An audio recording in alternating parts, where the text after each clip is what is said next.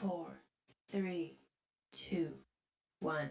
This broadcast, telecast, podcast, and whatever the hell else it is copyrighted by the Rad Network and the Rob and Steve Sports Show, all found at theradnetwork.com, and is for the private use of our audience. Any reproduction, accounts, or descriptions of this madness without the express permission of the Rad Network and Williams Broadcasting and Rob's really mean lawyers is prohibited. So just don't do it. It's the Rob and Steve Sports Show. Toss to White. He's in! Patriots win the Super Bowl! Brady has his fifth! What a comeback! Welcome to 2 hours of sports and nothing but sports. Mandel will hold it. Now they've officially made it 57 yards. Number 8 block kick can go the other way, too. He's got to be careful and get it up. On the way. No, returned by Chris Davis. Davis goes left. Davis gets a block. Davis has another block. Chris Davis. No flags. Touchdown. Auburn. Email the show at ras@theradnetwork.com. Durant. Back to Curry. He's dancing on Batum. Over the double team. Oh! It's a golden dagger! Night! Curry unconscious in the fourth. And now the Rad Network presents the Rob and Steve Sports Show. Well, on a Monday morning, when we've got all the afterglow, aftermath of LeBron signing with the 76ers, we've got on-the-field NFL news. I got a text from Steve about the NBA that we'll get to. I think we're on the same page if I know what he's talking about. Lots of Major League Baseball to talk about, like pitching was the story over the weekend, as were many other things, and yet we start with what a lot of people are calling the weirdest sports story so far of the year. That's not me talking. I actually have seen that printed, and I've seen others talk about it because of that turn your head sideways and squint your eyes moment of why. 49ers head coach Kyle Shanahan suffered significant injuries in a car crash during his summer break in mid-July that he'll leave him limited as the team opens training camp. He broke his nose, 3 ribs, and his hand. He needed more than 40 stitches on his face. He suffered a severe concussion during the car crash, which was on July 14th, when he collided with an SUV near his Northern California home. Drugs and alcohol were not involved. Both drivers were cooperative with the police. No one was cited for the collision. So the big question is, if drugs and alcohol weren't involved, no one's being cited, and everyone was cooperative, why are we finding out about it almost 2 weeks later? That's the question that started everybody now saying this thing makes no sense. There's more and more and more and more to the story. You and I texted a little bit about it, Steve. I am befuddled over just the why of not reporting it. There's a bunch of other things in there of, oh, gee, did ESPN withhold? We'll get to that I'll be happy to cover that from a journalistic standpoint. People are making a bigger deal out of this than I think they should, but we can get into it. I'm just trying to figure out. It doesn't sound like Shanahan was with another woman. So what are we covering up? Have you gotten any headway on this? No, not at all. And, just from the basics right there, alcohol and drugs, not involved in this. Okay. How does someone not get cited? Even if, look, I fall asleep in the wheel, I'm going too fast around a corner. One of the drivers had to do something, otherwise they would never have had the collision. So wouldn't the driver at fault be cited for reckless driving or something to that extent? And that's the part. If it would have just been, hey, look, going too fast around a corner, or, slipped off the side of the road, which was rock. He was on a 2-lane road, and you know how overcorrected, tires get caught and whatever. I mean, there's a lot of things that happen by accident. I get it. But but they don't hit on anything. I mean, no excessive speed, no careless driving, no falling asleep at the wheel. Um, I don't understand what is going on with this. I will agree with you. I can't think of, maybe a cop or somebody can email us, ras@theradnetwork.com. I can't think of the scenario where two cars collide and no one's at fault. Mhm. That's strange, but that's apparently what was decided on site by law enforcement. It's worth looking into. If that's what they decided, though, why keep it quiet? Why not just let everybody know the next day? Because you can't use the privacy argument here. You just can't. You're Kyle Shanahan. You're the head coach of the 49ers. We don't have a right to know a lot of the intimate details. I will agree with that. Just reporting, hey, our coach got in a really bad accident, no drugs, no charges. I don't understand why they didn't do that the next day or 2 days later. And the more I hear about it, the more I don't understand it. I'm not sure if I'm supposed to care as a 49er fan, but I am still like beyond confused over why. One of the stories that's coming out here is obviously, to add to this, his accident happened on a public roadway. Public agencies responded to it. Basic information about the situation was publicly available. But folks who publicize relevant information to the public for a living chose not to do it until they got the go ahead from the 49ers, is what the report is, specific to ESPN. The 49ers posted their statement regarding the accident at noon Eastern time this past Saturday. Adam Schefter of ESPN posted his first tweet on the situation 1 minute later. The ESPN article, a fully written article about the accident, published 2 minutes later. So they had it all ready to go. Sounds like they were in cahoots with the 49ers. Yes, the NFL owns 10% of ESPN now. Again, none of this is telling me why they chose not to publicize it. The only thing I've heard that it makes even a scintilla of sense, and it doesn't, because again, there was no sighting. Some people have said, well, Shanahan publicly got on Brandon Ayuk for his reckless driving. Maybe they didn't want it to look hype. What? There's no reckless driving. There was no charge. I don't understand. Others, by the way, beyond ESPN knew about this. Tim Kawakami, who I've actually interviewed and talked to, he used to work for the San Jose Mercury News. He's been in the Bay Area forever. He says he knew about it, but he didn't publicize it because he, quote, knew about 15% of the details. End quote. News regarding events that entail the involvement of the police and or other first responders, writes ProFootballTalk.com, rarely gets held. Keep in mind, Tony Romo's recent arrest was shared right away for operating while intoxicated in Wisconsin or whatever. And yet a story about the Niners coach, which involved nothing, we're told, but was readily available, the information we're not told for 11 days. I wish I had a lot more to say here. I'm just so confused. And I always say, in the absence of information, there's a void that gets filled by innuendo and rumor, and we just make things up and they hit social media. That's where I came up with the if another woman wasn't involved, because I'm thinking, what? Was it a Mike Vrabel thing? Doesn't look like it. In fact, Chris Sims reported this morning that it was Shanahan's wife, Mandy, who contacted Chris Sims almost right away, sent him pictures. So she knew where Kyle was and everything. Chris Sims, just to finish that thought, said he got the pictures. He said it was jarring. Quote, he was this close to losing his right eye. The scar is so big there. As bad as it was, it could have been worse, and I think it really shook him up. But Sims didn't address why, and nobody has addressed why that I've heard yet. We haven't heard. And so the stories are mounting as they try to fill the void. And it's not like, hey, look, I going a little too fast. I rear-ended you at a stoplight, a stop sign, something like that. Did he not get taken to the hospital in an ambulance? I mean, Did. with those, yeah. So how do you keep the medical? How do you keep all of these people quiet? And how does Shanahan get taken to the hospital in an ambulance and nobody anywhere says anything, and nothing comes out? And sorry to go there, but who was the other person, and why isn't that person even speaking out? Hey, look, I got a lawsuit.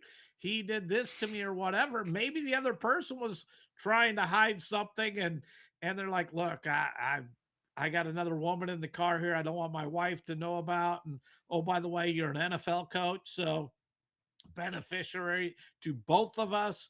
You were in the wrong, but how do you have that kind of pull though to just silence everyone? And as you said, the article came out what 2 minutes after the thing means it was already written. It was just okay. We just got to sit here, wait. As soon as you give us the okay, I'll hit send.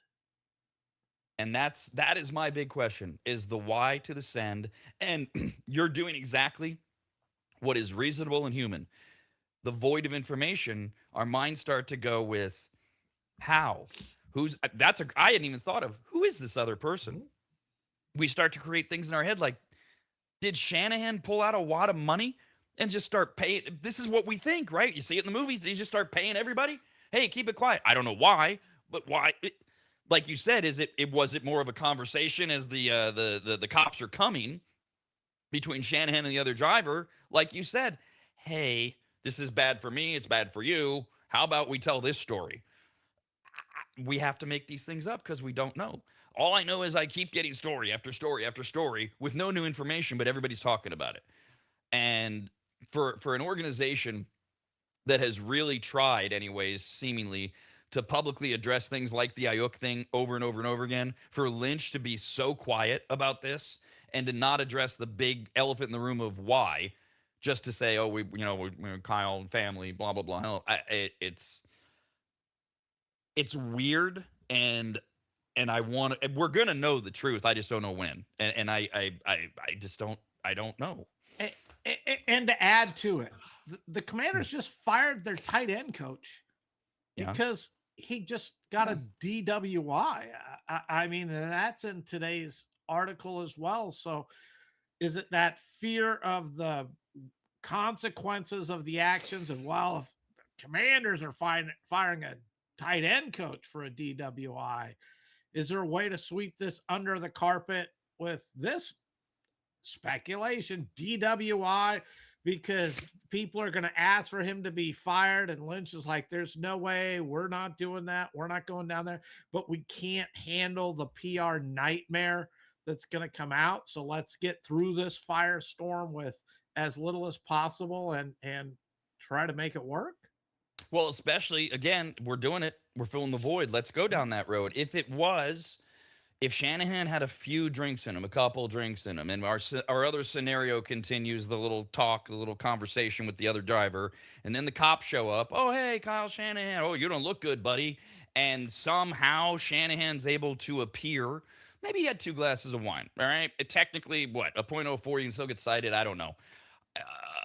And did that lead to, as you said, the we can't not only handle the PR of it, but also the reality of it? Because in this day and age, if you're as big as Kyle Shanahan, you get a DUI, you're probably going to be endlessly called for by the public to get into some type of program or whatever. And back to Lynch, he's going, not right now. He can do his program in March. We'll tell everybody the truth in March or something like, because again, we are making this up. I want to be clear to everybody who's listening or watching. We're doing what everybody else is doing. We're making stuff up because they won't tell us. It's annoying. And I do think there's a balance. There's a lot of things we don't deserve to know about these people's lives just because they're in the public eye.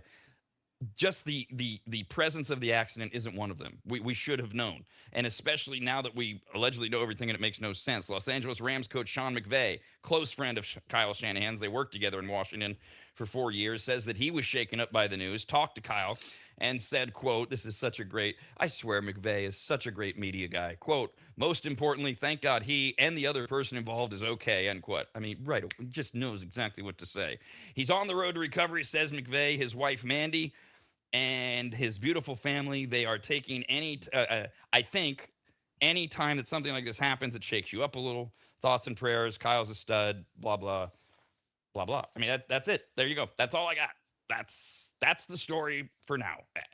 And we'll see.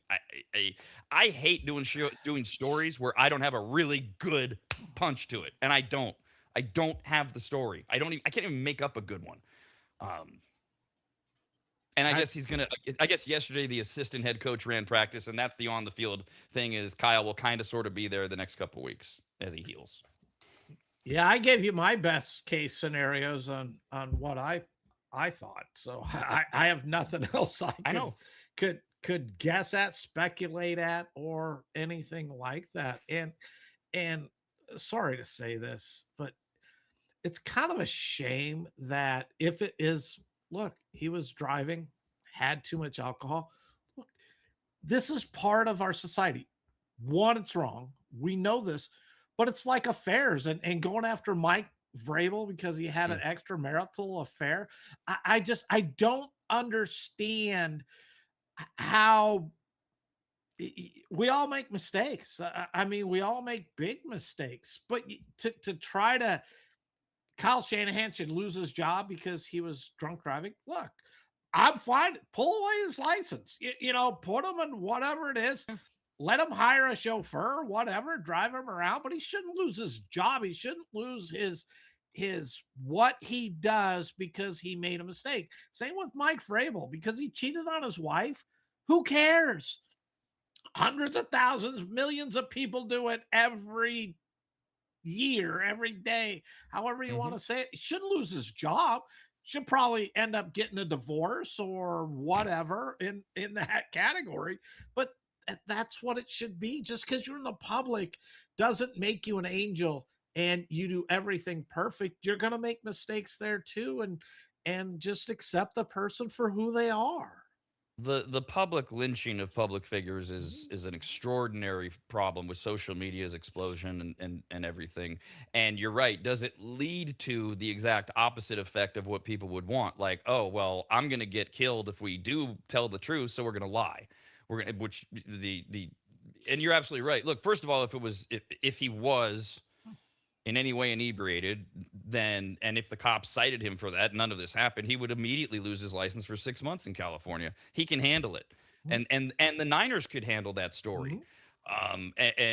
This fear of maybe they don't feel like they could handle it, is that what's driving this? I don't know. And you're right. It's a really sad state of affairs in a lot of ways. We'll wait to see if we get a shoe drop.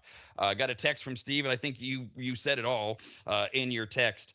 What seems like, oh God, not again. Oh, what else could happen? Actually, was some really good news for the A's over the weekend when All-Star catcher Shea Langoliers found out he'll miss the rest of the season with a torn meniscus in his right knee.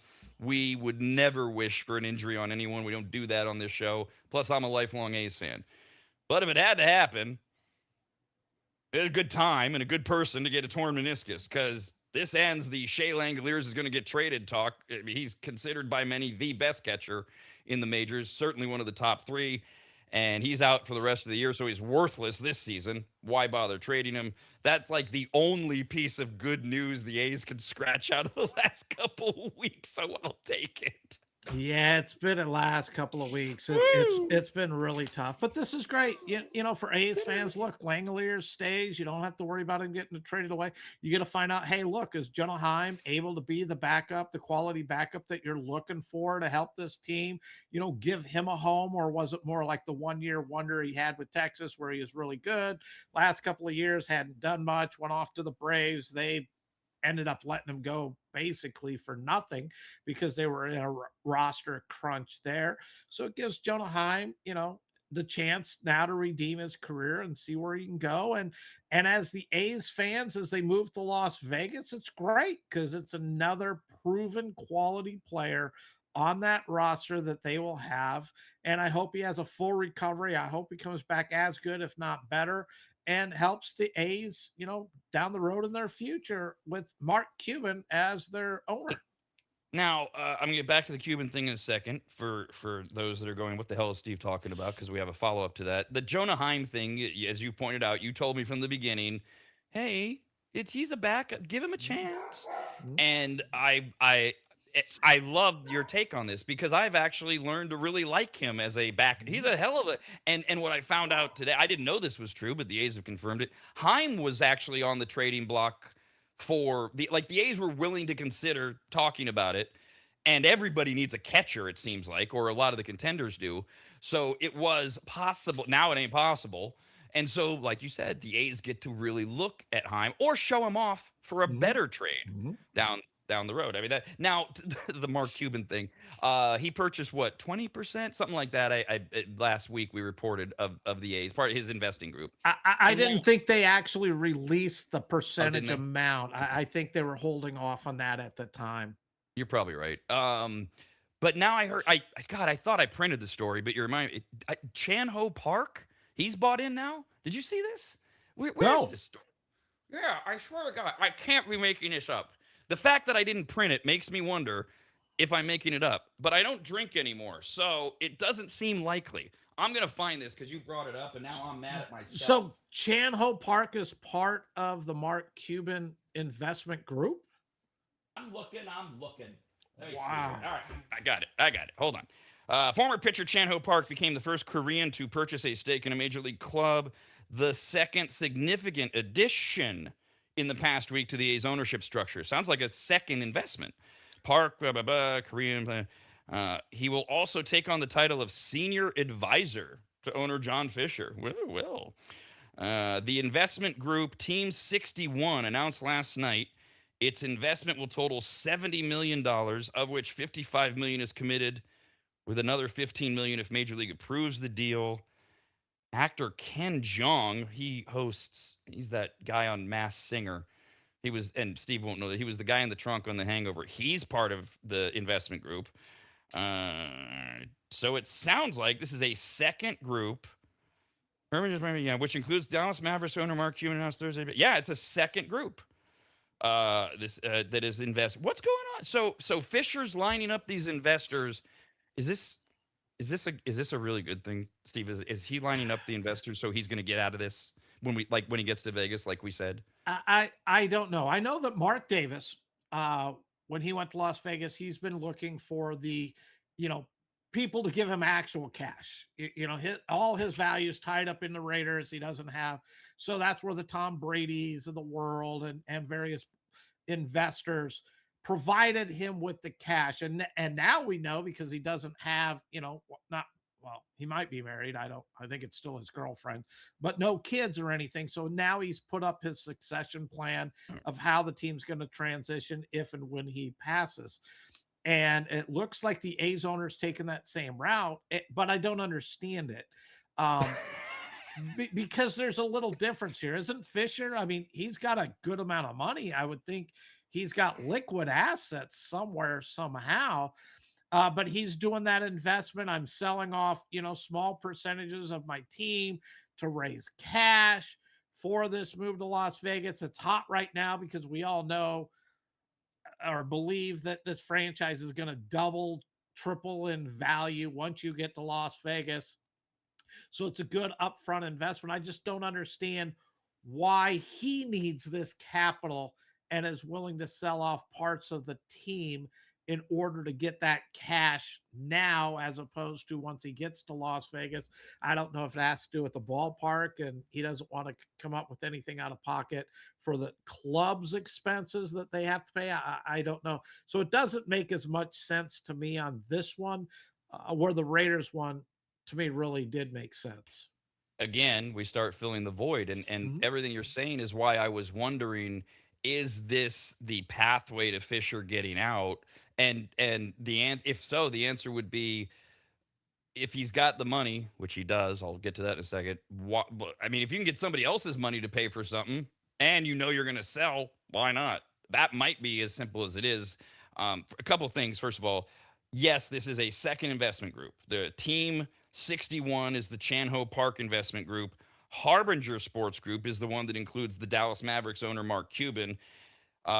Details were not released, as Steve said, but Harbinger said it raised more than $500 million in less than 6 months to invest in this. And by the way, Fisher got his money from the fact that he is the son, the only child, if I'm reading this right, of the founders of The Gap. There's a lot of money in the Fisher tree if he needs it. But we'll see if any of that matters as the A's head to Las Vegas in 2008. Meanwhile, speaking of baseball, Hall of Fame welcomed the class of 26 this weekend in Cooperstown. Center fielders Carlos Beltran had to wait 4 years on the ballot. Many say it was a punishment for his presence in the Astros 2017 scandal. before I do the other two, I've been using for the last many years, Steve, the Don Mattingly test. When I hear a name of who's going into the Hall of Fame, I go, is he more deserving than Mattingly, who isn't in the Hall of Fame? I'm biased. I love Don Mattingly. He was one of my favorite players growing up. Carlos Beltran, was he being punished? Uh, I don't know. Carlos Beltran's a Hall of Famer. You agree? I mean, he is, but he should be, or no? I think he's the borderline with where we've gone today with the Hall of Fame. Yes, he's a Hall of Famer. Mm-hmm. I don't put him up with the elites. I don't think at any time he was a very good clutch player, came through in the playoffs, uh, ended up winning a championship. I just think he was a very good ball player. Boy, I tell you what, I don't disagree with that. And then yes, I meant with where we've gone with the, what do you call it, the Hall of Good? Then Hall Beltran. of very good, although Okay. I'm heading towards the Hall of good. I under that scenario, I get while Beltran's in. The one that has driven me nuts since it was announced is Andrew Jones. Mhm. If I use the comparison of he's in and Mattingly isn't, Oh, I go ahead. I got a few more for you there. He's Oh, in. oh. He should never be in. Let's just go to the same team. And I know Dale Murphy's career, he tailed off at the end part. Back to back MVPs. Is Andrew Jones really better than Dale Murphy? Dale No. Murphy for like 8 years was as good of an outfielder as there was in the game. I don't think I'd put him ahead of him. I'm going to go to the Red Sox with Freddie Lynn. Was he better than Freddie Lynn? Was he better Freddie Lynn's than not. No, Freddie he's not in Lynn's the not Hall in of the Hall. Fame. Oh, No. Jesus. Freddie Lynn's WAR is higher than Jim Rice, who's in the Hall of Fame. And Dwight Evans, was he better than any of those two? Dwight Evans' right. They should put Dwight Evans' right arm in the Hall of Fame. That Right. guy could gun it. And then let's go with another name, Jimmy Edmonds. Okay, Jimmy Edmonds, man. really good ball player. I would take Jimmy Edmonds every day, head to head. And if you just look at a comparison of the two, and yes, Andrew Jones hit about 40 more home runs than Jimmy Edmonds, but Jimmy and had slightly more RBIs, but he also played 185 more games. 40 more home runs. He had like 90 more RBI. But you go batting him. Andrew Jones only hit 254. That's it. Jimmy Edmonds hit 284. His on base was 337. Edmonds was 376. His slugging was 486. Edmonds was 527. His OPS 823 to 903. You look at the two and okay, Andrew Jones is getting in, I think a lot of people believe, because he was a great defensive player. He won 10 Gold Gloves. Jimmy Edmonds won 8. I don't. Jimmy Edmonds won a World Series.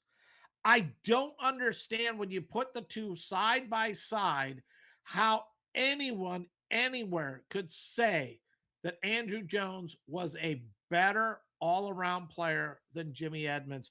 Because when we talk about unbelievable catches out there in the outfield, Andrew Jones had a lot, but Jimmy Edmonds had more spectacular catches that I can recall than even Andrew Jones. So how is Edmonds, and I'm not saying Edmonds should be in the Hall of Fame, but this is my comparison to where it's become of the very good. And that's where I said it might be on its way to the good, because I think Andrew Jones was a good ball player. I don't think he was a very good ball player, and I don't think he was a Hall of Fame. And I don't get it. I mean, you get into the Don Mattingly, the Steve Garveys, the Thurman Munson. I can give you a lot of players that I felt. Kurt Schilling is not in there, and Kurt Schilling won World Series, was dominating. I mean, he had an unbelievable career, and you're going to tell me Andrew Jones? What? Because he was on the Braves during the 90s, during all their pennant runs, and he was like their fourth, fifth best player on that team behind Chipper Jones, Tom Clavin, John Smoltz. Yeah. Greg Maddox, and you just kind of can go on and on and on. And I don't buy it. I mean, we're going to put in Javi Lopez because he happened to be their catcher during that run and say, look, Javi Lopez, he should be it. He should be in the Hall of Fame too. I applaud you for remembering Javi Lopez. What a great reference. Okay, you mentioned Andrew Jones defense. We were adults watching baseball. I remember Andrew Jones playing, and I remember him being a good center fielder. But when I read this line, and I don't have a byline on this, it was just the way it was, this is just the here's who got in kind of thing. This is ESPN.com. Jones, arguably the greatest defensive center fielder of all time, saw his support. What? Where did Willie Mays play? Did he suddenly, without my knowledge, become a right fielder? Right. Let's start there.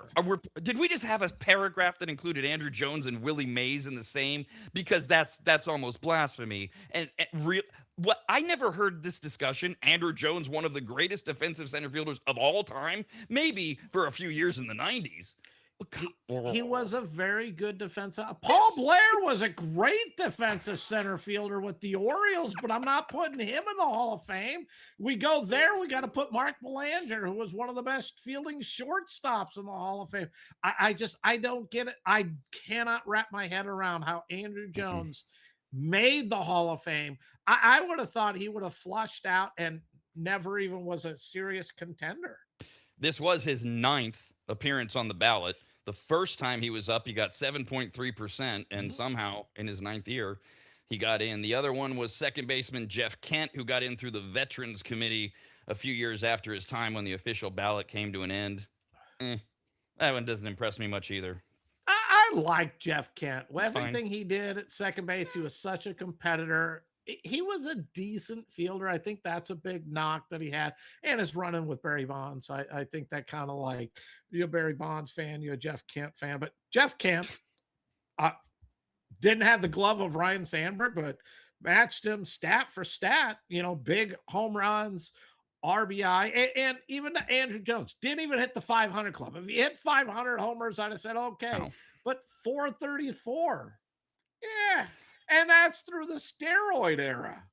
What was Jeff Kent the one that got in the snowmobiling accident, and there was all that controversy over his contract, and he wasn't supposed to be? Wasn't that Kent? It could have been. I just know him as the guy who drove like the same beat up pickup truck to all the games, like dressed like a hunter. He was that wilderness guy. So the snowmobiling would fit right in with. He probably had a shotgun on his back as he was driving it.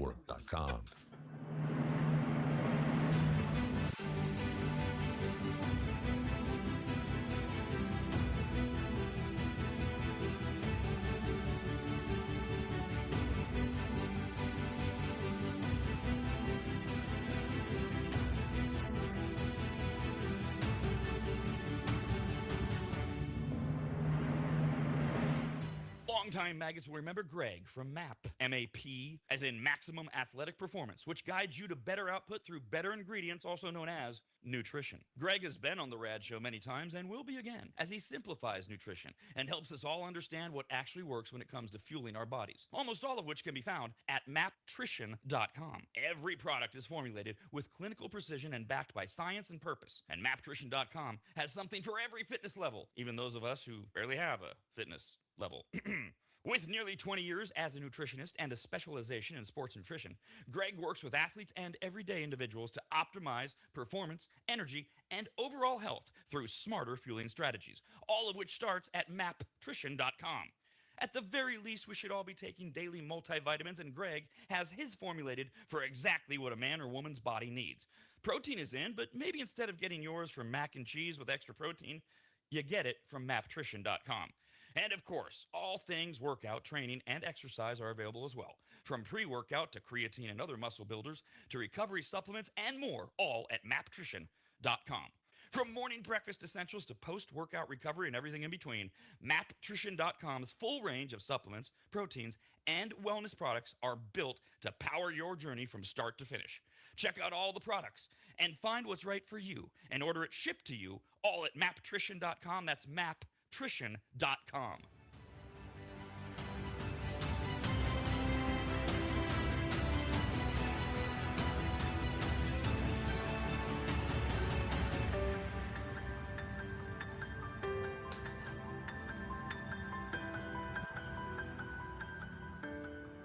If you've never heard of microseal, let me tell you what it isn't. It is not a really small marine mammal. Get it?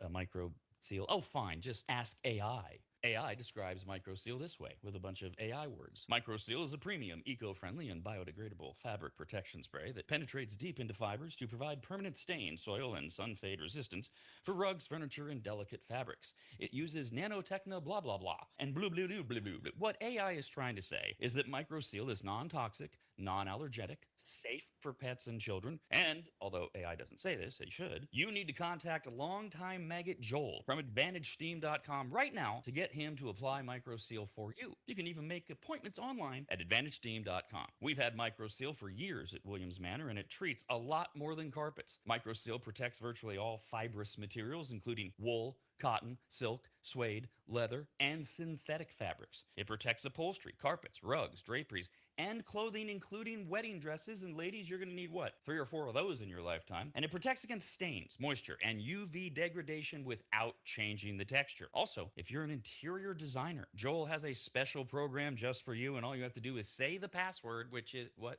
But there's no password, I guess. Never mind. Whoever you are, contact Joel at AdvantageSteam.com. And if you're an interior designer, tell him, I guess. I don't know. That's AdvantageSteam.com, where you'll learn more about microseal and everything else that Joel offers at AdvantageSteam.com. That's AdvantageSteam.com. AdvantageSteam.com.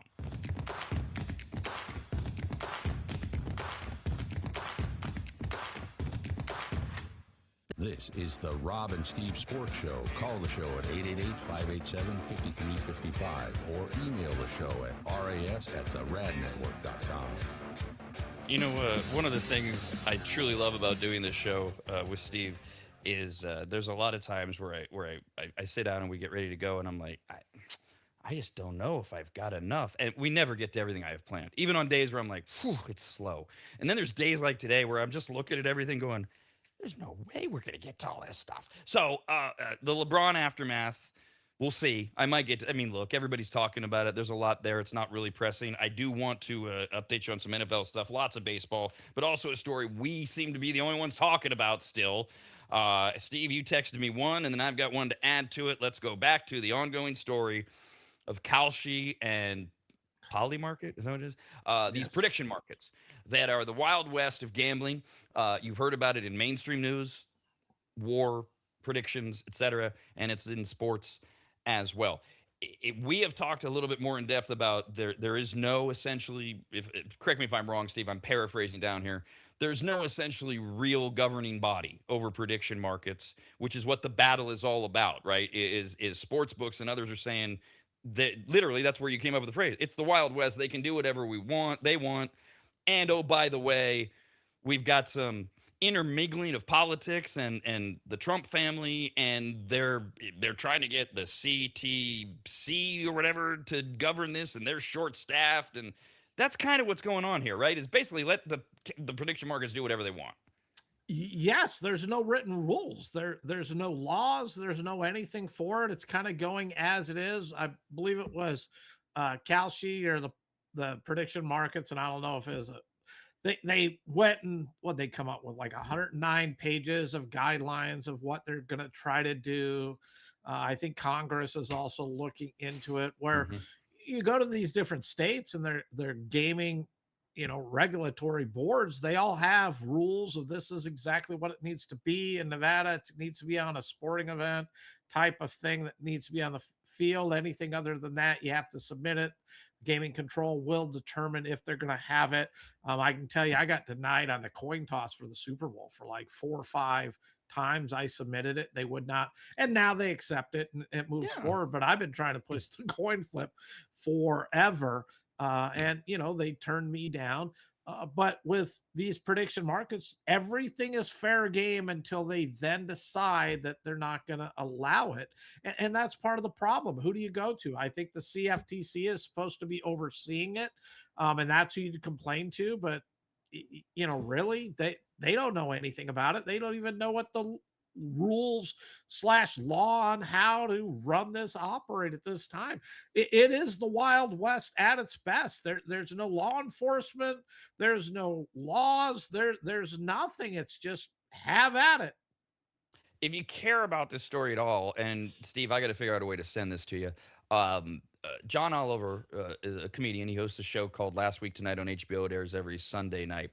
And his centerpiece is every week he does a deep dive story. It's about a 15-minute thing, and he goes through stats and facts and interviews, and he pieces together a storyline. His piece was on the prediction markets last night. It is devastating. It even with everything we've talked about, what he presented in terms of the ickiness of the inbreeding of all of this is really, I hate to sound like a girl or be over dramatic. It's gross. It's like I fact checked him as well. I was like, wow. So if you want to get into the deep weeds of it, last night's episode, Last Week Tonight, John Oliver, HBO, you can probably find it on YouTube, but I'm going to send it to you, Steve, and ask you to just commit 15 minutes to watching it and see what you think. But the reason we're talking about it is the story Steve sent me first. Legal sports books are on pace to reverse 6 straight months of year-on-year decline in the U.S., with June betting volumes up 26% in reporting states, and combined June and July gains potentially approaching $5 billion, all attributed to the World Cup.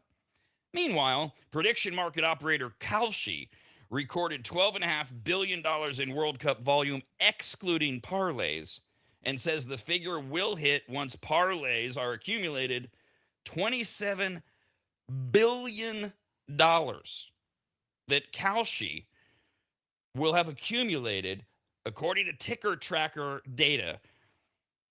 They took in $1.75 billion for the college football March Madness, Kalshi did. Now they took in $27 billion for the World Cup, compared to legal sports books that took in $5 billion. Okay, think about that. What was it? 27 billion to 5 billion.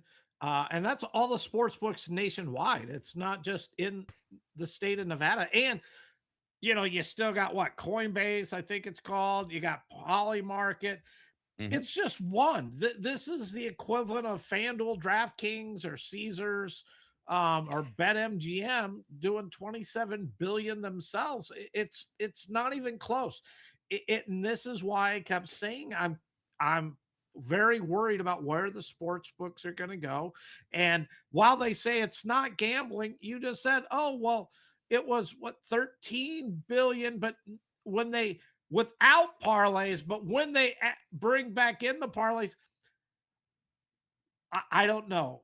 I don't play in the stock. Can I sit down and say I'm going to parlay my gains on this stock to this stock to this stock, and this is what my outcome is? I don't think you can. I can't take Amazon stock, parlay it to Tesla stock, parlay it to natural gas, and hope for an outcome. I cannot for the life of me figure out how they can honestly say with a straight face this isn't gambling. It's got nothing to do with it. It's just predictions, and gambling and predictions are entirely different things. It's like comparing an orange to an automobile.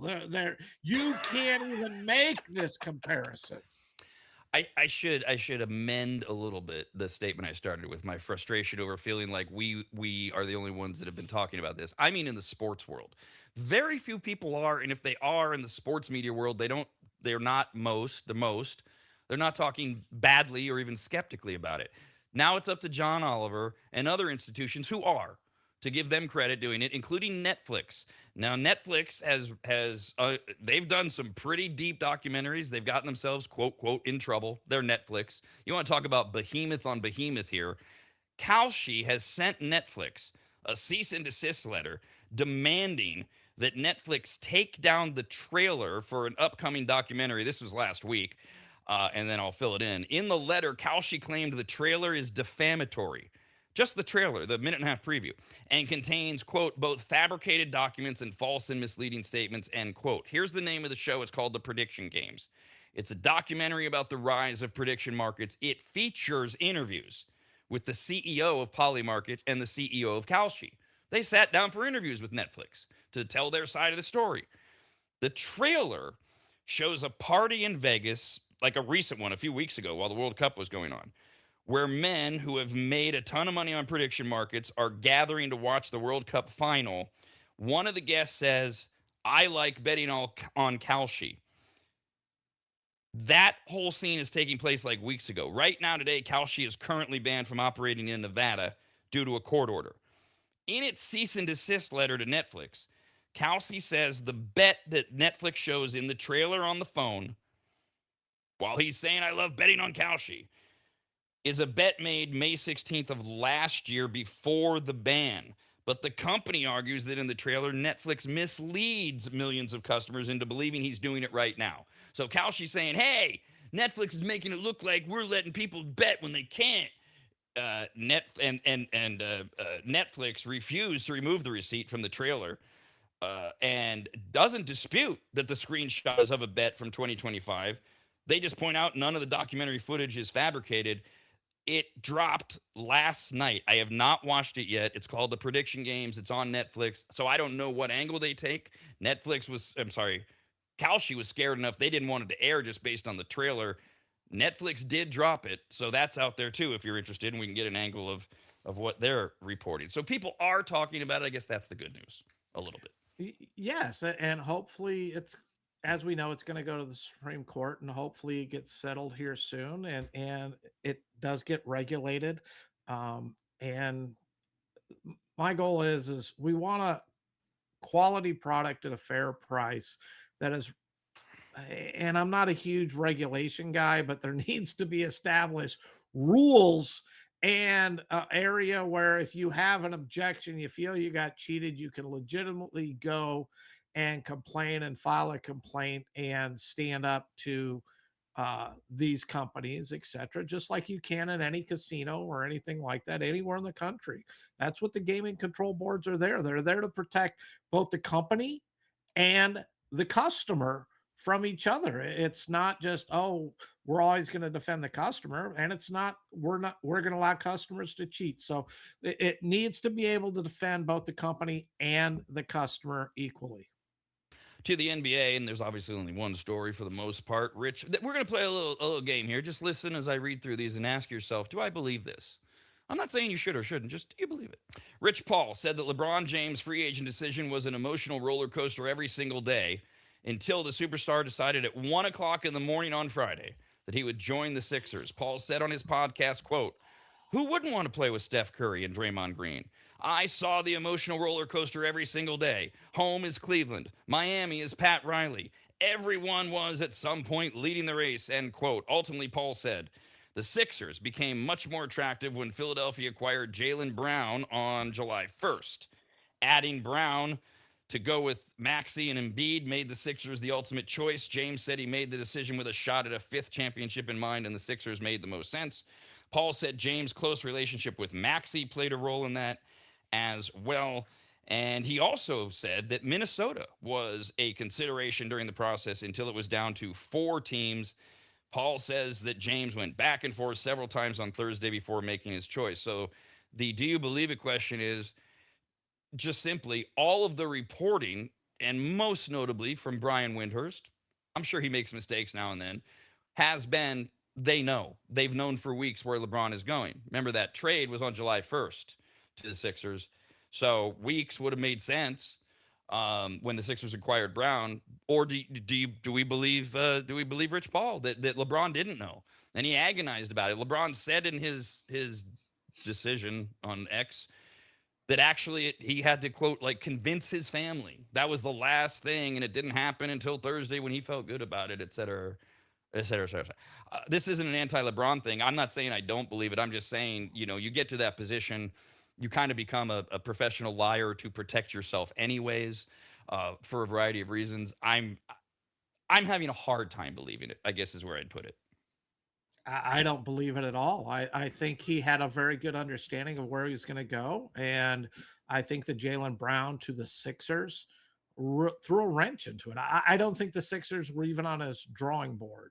I think there was truth to the LeBron considered the Knicks, but when they won the championship, then it was like, yeah, I can't go there because they just won it. And then I don't get, all the glory of bringing a championship to that city.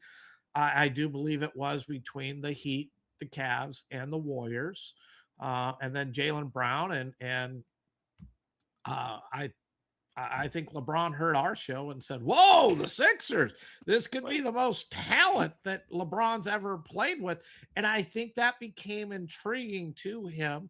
I honestly believe he already made his choice. Like he knew before the Jalen Brown exactly where he was going, which is where the comment of he had to talk to the family and all that, because I think the family knew when they were all preparing to move or how they were going to deal with him going to Golden State or Cleveland or Miami and what they were going to do and how that was going to play out.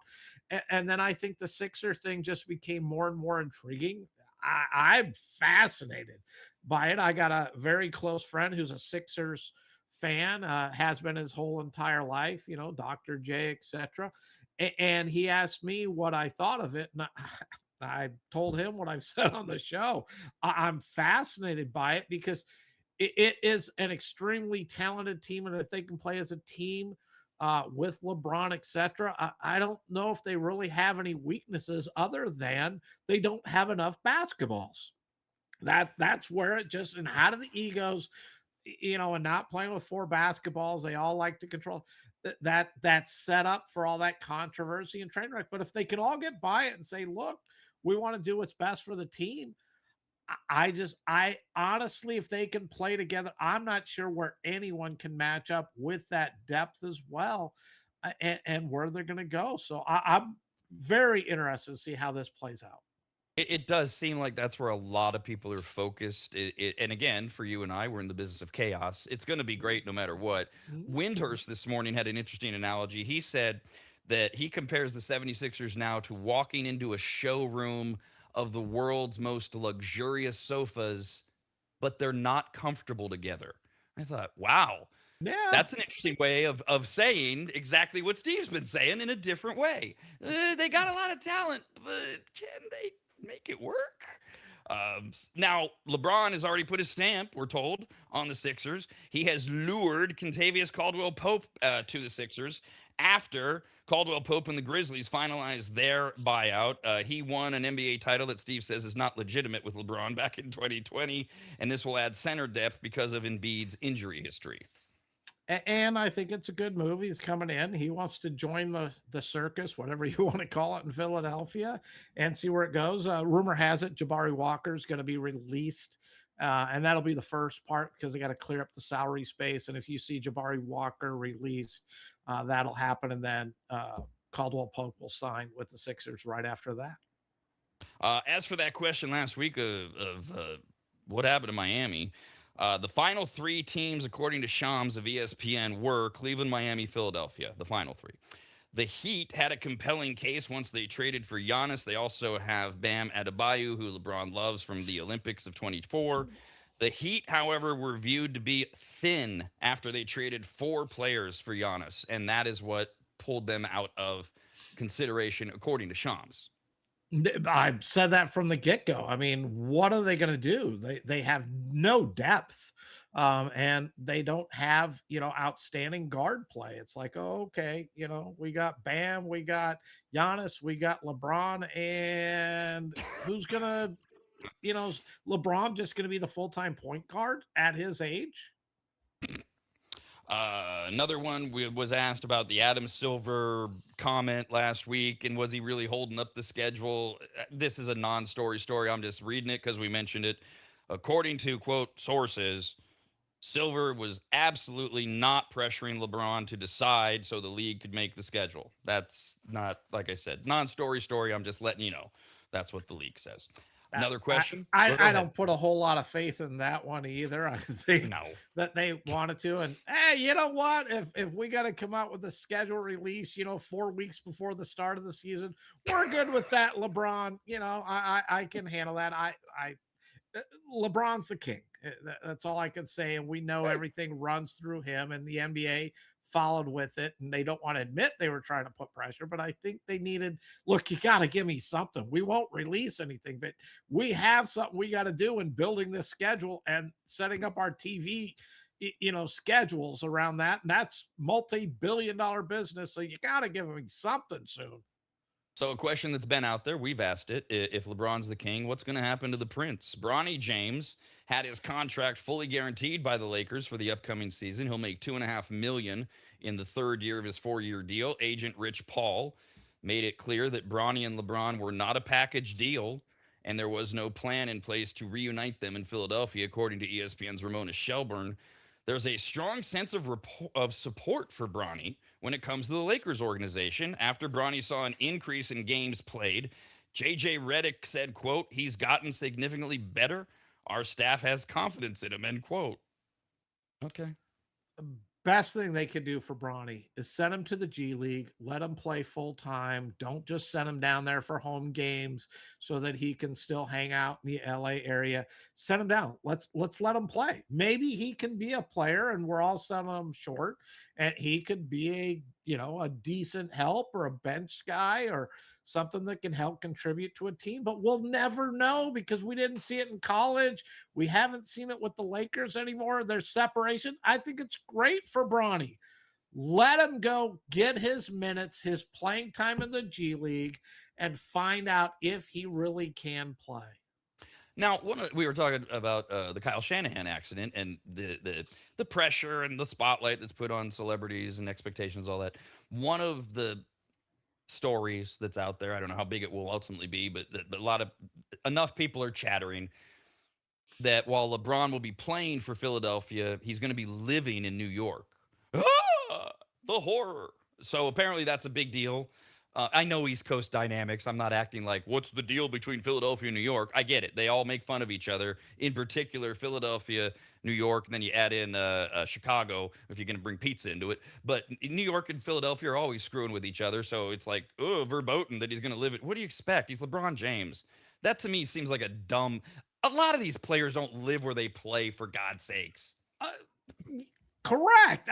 Who cares where they live as long as they make it to practice, they make it on the team playing whenever they travel, and they're able to make it to the home game. I don't care where they play. That's their choice.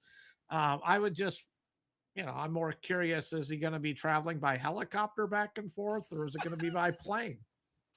Well, if he's not going to embrace Philadelphia, they're going to embrace him, and of course that comes down to the Philly cheesesteaks.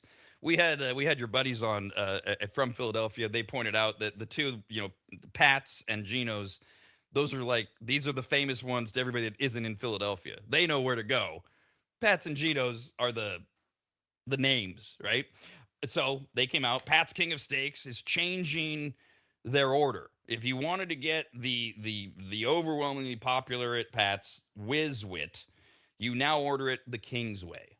That's all you gotta do. It's the same sandwich, but they're changing it to the King's Way because, as Steve said, LeBron is the king.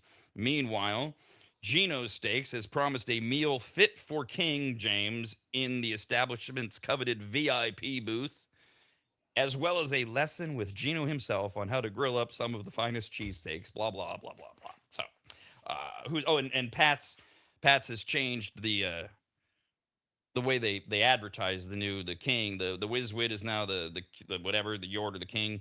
They're starting 5. Your point guard is onions. And then you've got the Whiz, the ribeye, the Italian roll, and the Pats is the center. And okay, there you go. I love that Philadelphia is getting behind it. I really, yes. Yeah. Hey, leave my point guard off of this sandwich. I can get by with 4 men.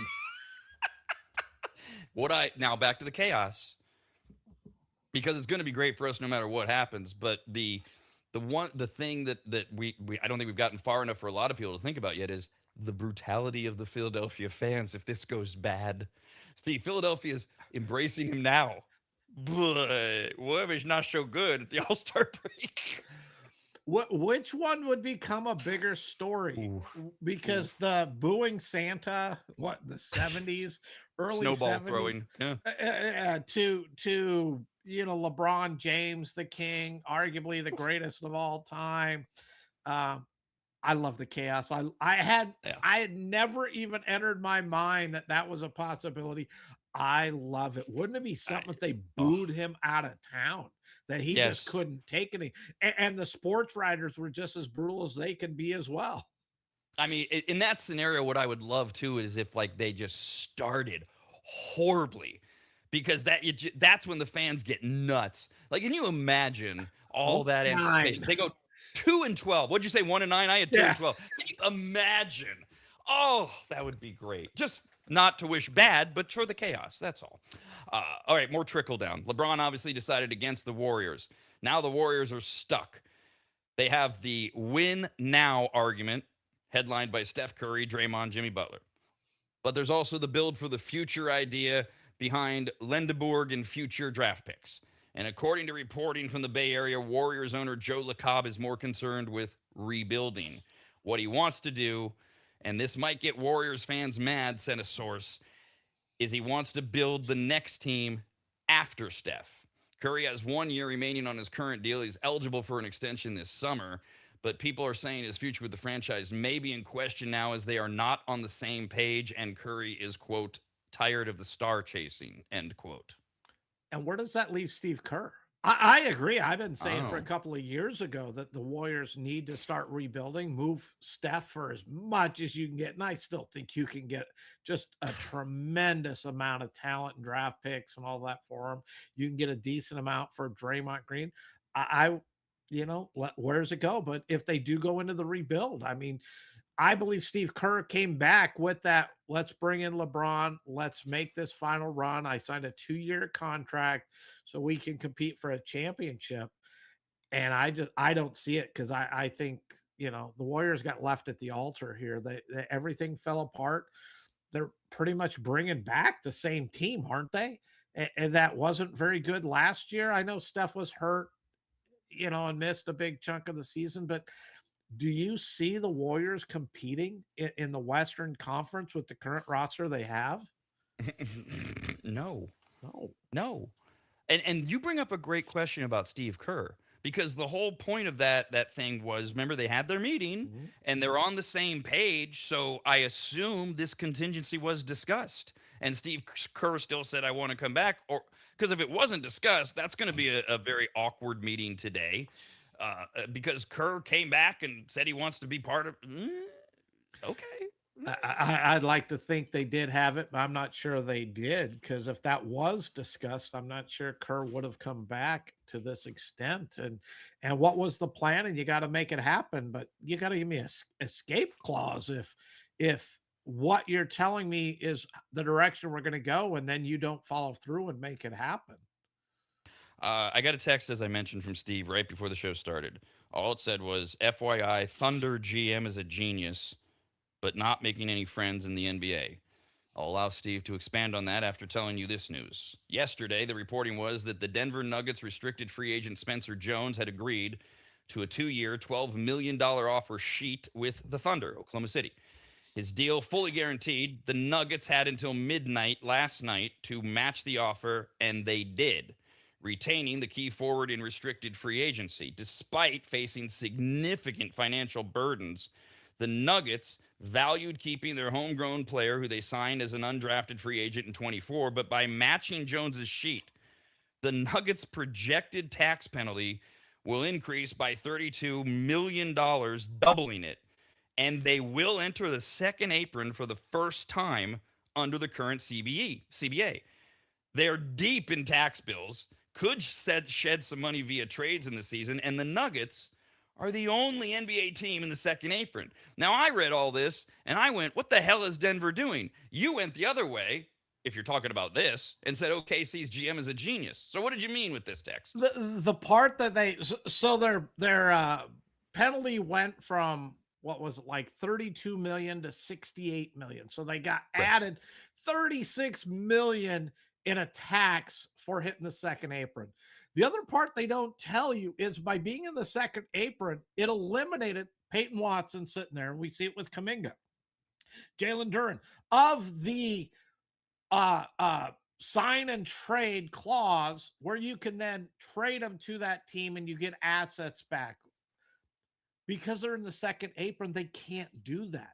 So they're not allowed to trade Watson for anything. He's either going to go to the team or he comes back, so that like Walker Kessler or whatever, hey, Jazz sign him. They send him to the Lakers and the Jazz get all these things back.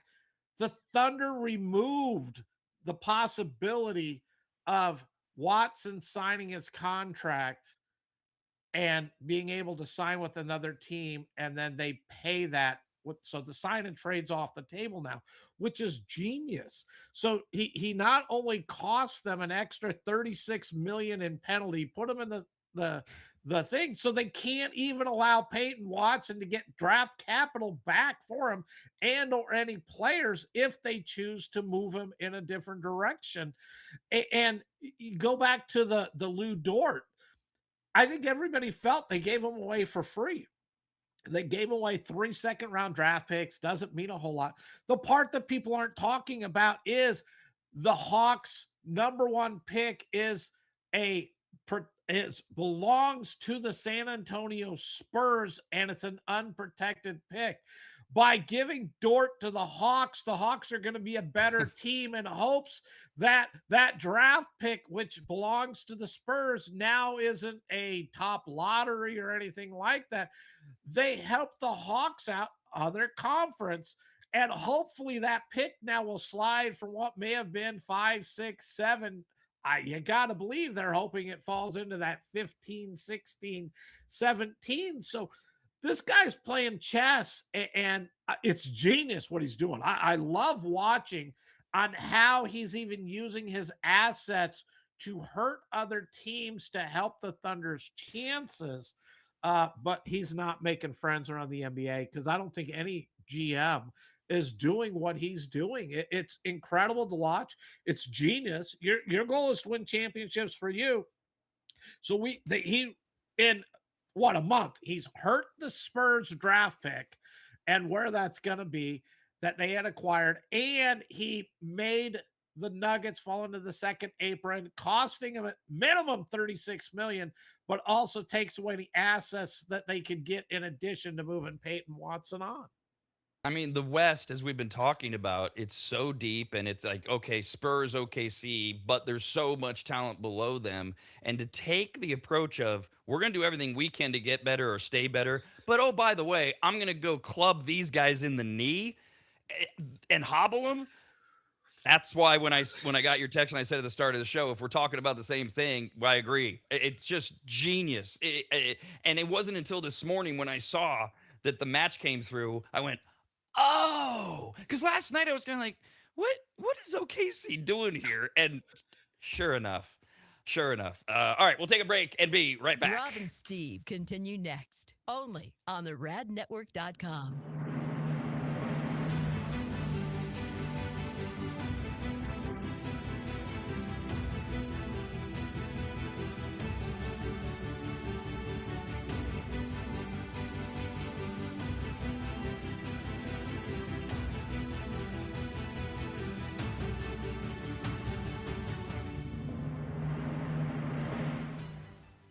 The first time Corey walked into my home, I came around the corner, extended my right hand to shake it, and said to him, "Wow, you're big." And that would be Corey from quickdumpsters.com. Quick is spelled wrong intentionally. Quick, Q-U-I-K dumpsters.com. That's quickdumpsters.com. Corey's yet another maggot launching his own locally owned and operated business, and boy, did I need him, and really we all do.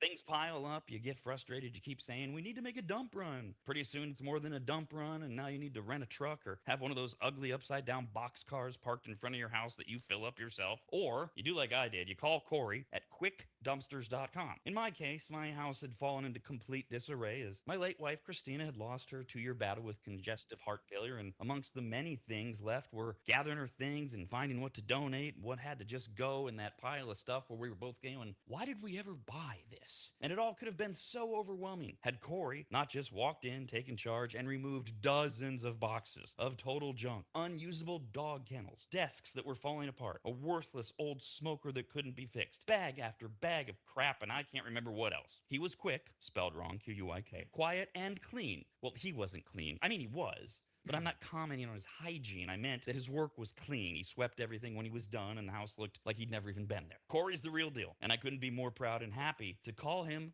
a brand new advertiser. His story is incredible, his dedication unmatched, and his motivation to succeed larger than he is, and that's saying something. Quotes are free. You don't even have to have them over to your house. Just send him some pics or videos, and you'll get your price, schedule your day and time, and watch someone else get that junk out of your house. Go to quickdumpsters.com. Quick, Q-U-I-K, dumpsters.com. Quick, Q-U-I-K, dumpsters.com.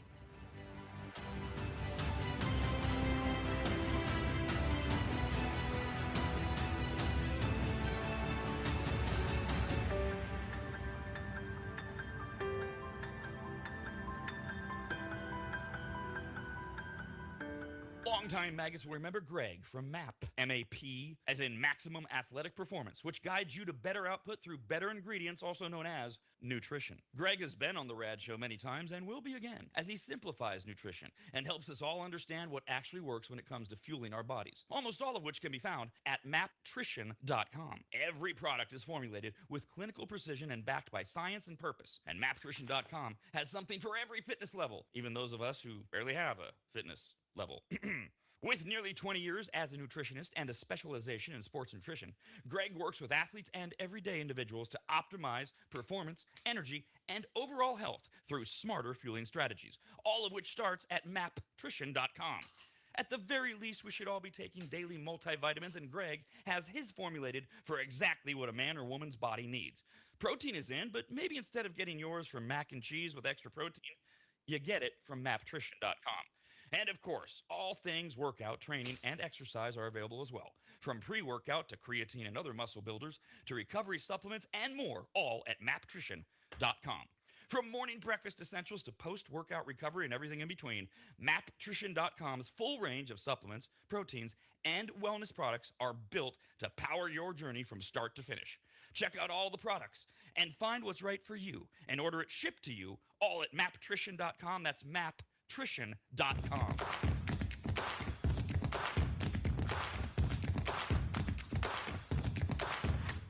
At the Rob and Steve Sports Show, we only support responsible sports betting and gambling. With that said, according to Rob's favorite Chinese restaurant, your lucky numbers today are 12, 14, 17, 20, 28, and 36. Good luck. Email us your results at ras@theradnetwork.com. One more note on the LeBron James to the Sixers story, if you're ever so concerned. Yes, he will be wearing number 23. They have just posted an Instagram picture of his jersey. To baseball. We're going to do this a little differently because almost everybody in the Cy Young race in both leagues pitched this weekend, and what a showing by many. We'll start with Brewers pitcher Jacob Misiorowski, who struck out the first 7 Rockies yesterday as the Brewers went on to win 11-2. He ended up striking out 12 of the first 13 Colorado batters. All told, Miz finished with those 12 strikeouts in 5 innings. Before leaving, he allowed 1 run on 1 hit in an 83-pitch effort, reached 100 miles an hour on 66 pitches. He threw 83 of them. 100 miles an hour on 66 of them. Top velocity 104.7, and he threw 33 of those 83 pitches, at least 103 miles per hour. This guy is a friggin' alien.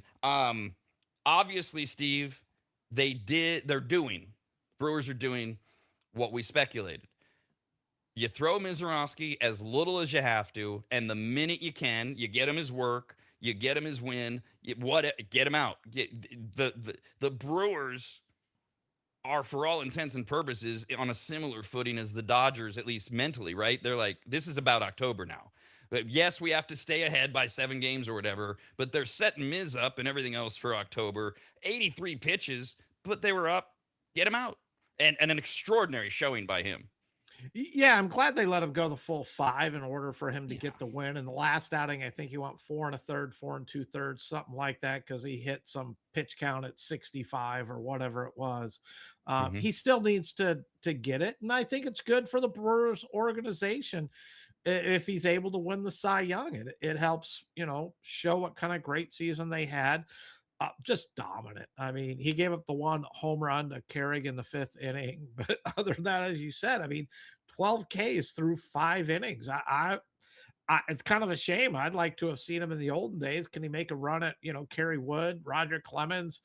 Go get 20 Ks. Let's see how many he could get in the game. Wasn't going to happen. He was already at 83 pitches, but they're going to treat him with gloves on right now and don't throw them too much because it's all about October. They're 27 games above 500. They unless the wheels fall off and somebody blows up the cart, they're going to be making the playoffs.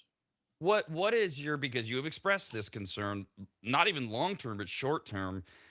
The guy's a freak, but we all see so much history in front of us, throwing more than a third of his pitches at 103 miles an hour or more. I know you've talked about the speed gun. It's not the same as it was 30 years ago, but if you compare today, if you go apples to apples, he's lights out with these speeds. Is this adding to your, like, hey, it might only be 83 pitches, but he threw a third of them at 103 miles an hour? The part that I haven't seen anyone really get into as well is it's not only the speed, but his pitches average, I think it's like 2,600 RPMs on each pitch, which is just an unbelievable number on top of it. So he's throwing in that speed, but he also has the rotation, the movement, which as long as he can stay healthy, I put him in that Nolan Ryan category. He's above and beyond what we've seen, the Tom Seavers of the world. He flat out brings it. Uh, the Rockies, they've been an all right hitting team. It just they're pitching so bad, their team really isn't that good. But he overpowered him. I mean, what'd you say? He struck out 11 of the first 12 batters or something insane. 12 of the first 13. Okay, 12 of the first 13. This is a little league game that you're watching with that one kid who throws like 80 miles an hour. And it's like, we're happy if we foul the pitch off. And he's doing it at the major league level. And I'm hoping he stays healthy because it's incredible to watch. He's still so young. Just think what's going to happen when he starts learning the art of pitching. And in that Justin Verlander, Randy Johnson type of mold.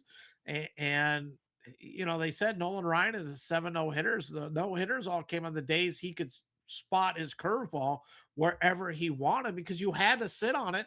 And with Mizrachi, you have to sit there. If he can start pinpointing his off speed pitches to hit the black and hit the corners, it's who's going to be able to hit him.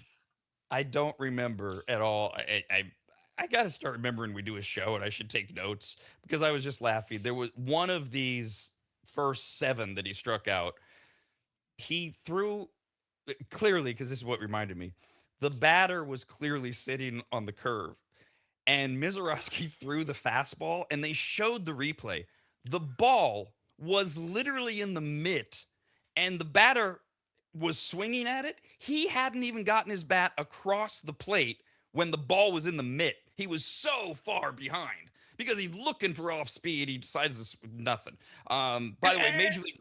Go ahead. Off of that, the question I would ask is, did he go to the plate and say, look, I can't hit 104 under any circumstances. So if he throws me a fastball, I got no chance. The only chance I have is if he could throw me an off-speed pitch. And that's why he sat on his off-speed pitch, because you sit on the fastball and you adjust to the off-speed. But if going in, look, I can't hit 104. It's not going to happen. So I have to sit on the off-speed. It's my only shot of fouling a pitch off. Again, brings me back to the Little League comparison. Yeah. Miz struck out the first 7, the Major League record for consecutive strikeouts to start a game. is owned by Pablo Lopez, who fanned the first 9 Atlanta batters he faced in the Marlins 7-4 victory over the Braves in 2021. The Brewers have a 7-game lead over the Cubs and a chance to expand on that, depending. They are in San Francisco starting tonight. The Brewers will throw Brandon Sproat at Tyler Mahle tonight. Yeah, and Sprout's been all right, nothing great. 3-4 on the season. They've won 2 in a row. Really good team. But he's that innings guy. This is why the Brewers really, if they want to make a deep run, need to address that pitching and get more starting pitcher. I think they're looking at it. And Mally's going for the Giants. I didn't call him Melee. We went with the proper pronouncing of Mally. 2-9, ERA over 5. His whip's almost 1.5. Bright news is he is 1-1 in his last 3 outings. The ERA a little under 4, so he's been better as of late. But the Giants, really, what are they doing? They're not going anywhere. Meanwhile, Cam Schlittler delivered a huge series opening win over the weekend, toppling the Phillies 1-0. Trey Turner grinded through a 6-pitch leadoff at bat, and then Cam Schlittler needed 25 pitches to set down the next 8 men. He was perfect through the first 3, got all the way to the 8th inning, sitting down 12, allowed 2 hits, no walks, through 7 in the third, bringing his overall season ERA to 2.07. His ERA on the road is 1.07. You've been saying Schlittler the whole time for the most part for AL Cy Young leader. I assume he's not doing anything to ruin that in your mind yet. No, I still think he is quite a ways out in front. He'd have to fall apart a little bit here, have a couple more of those Christopher Sanchez outings where his manager leaves him in there way too long. Another great outing. The Phillies, I mean, they've been playing great baseball, one of the best teams over the last several months. And he dominated them, shut them down. I mean, 4 hits, no walks. 13 Ks. What when you look at the box score and what the Yankees did in that, he had 12 of them and only gave up 3 hits. That's a dominating outing. It shows why he is one of the elite pitchers in the game, and he did it against a really good offensive team with power. By the way, you mentioned Chris Sanchez of the Phillies. They were Sunday Night Baseball last night on NBC. There were 2 things I noticed. One, I've seen Sanchez pitch. I've never seen him pitch as much as I did yesterday because it was the only thing on. Wow. I mean, there's just certain pitchers like Shohei, like Miz, where you go, whoa, when he has his stuff. The other thing I noticed is, have you ever listened to John Kruk do color? Oh my God. Yeah, John Kruk. When I listen, it's like, 60-70% of the time it's dull. It's like, he has that voice. But the other 30%, the things he says out of nowhere, you find yourself just laughing, and he's got great stories, and he remains so calm, and he sits and talks about it like, yeah, this is just normal everyday stuff, and this is what's happened. And I love listening to him, not for that 60-70% of what I consider pretty dull, but he gives me like 30% of pure entertainment.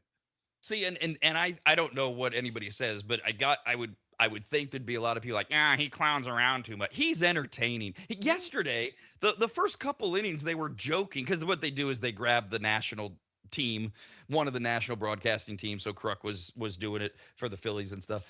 They were making fun of the fact that he never wears a tie.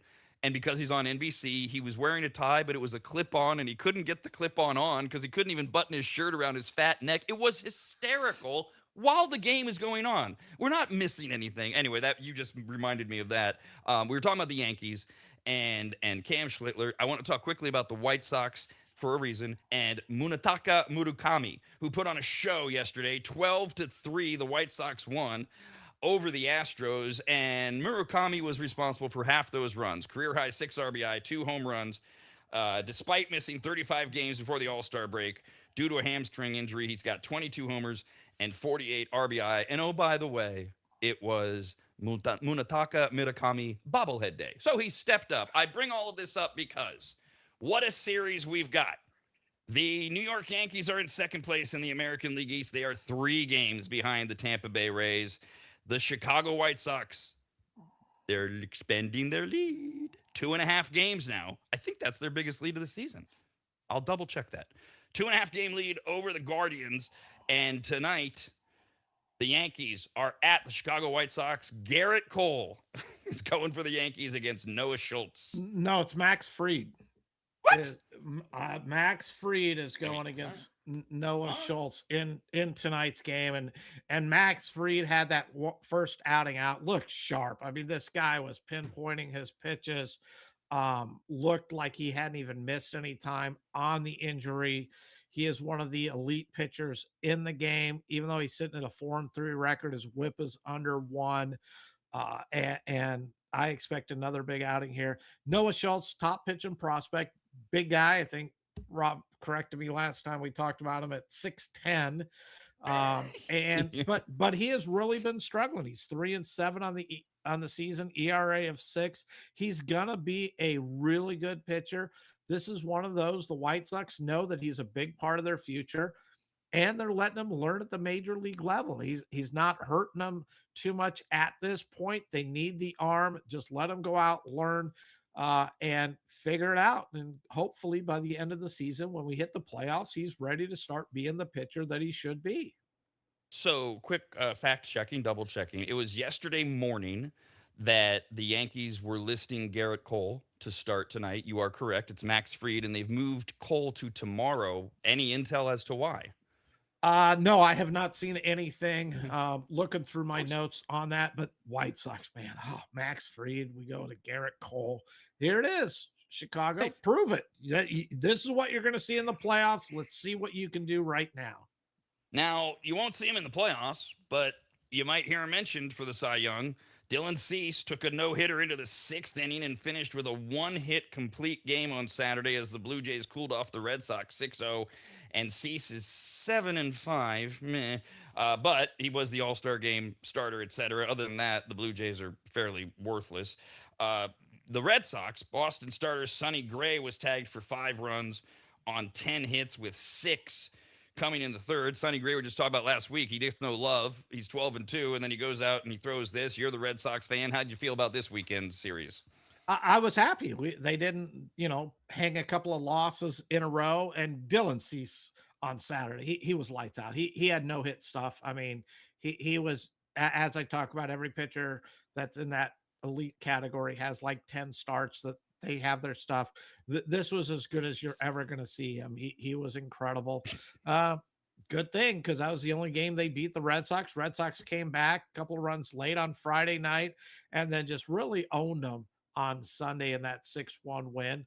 Blue Jays just, Kevin Gausman goes yesterday. He's the guy they need to step up. Keep talking about. He had a decent outing, but he still gave up 3 runs in 6 innings.